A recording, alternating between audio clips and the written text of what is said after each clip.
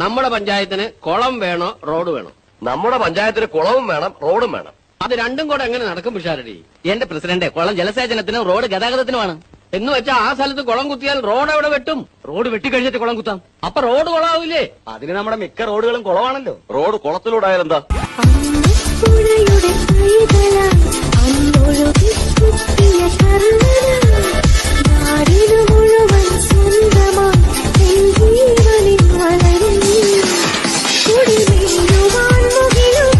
കേരളം എന്തൊരു മാറ്റാണ് മാറിയിട്ടുള്ളത്. ന്യൂയോർക്കിനേക്കാളും നല്ല റോഡാണല്ലോ ഇവിടെ കിടക്കുന്നത്.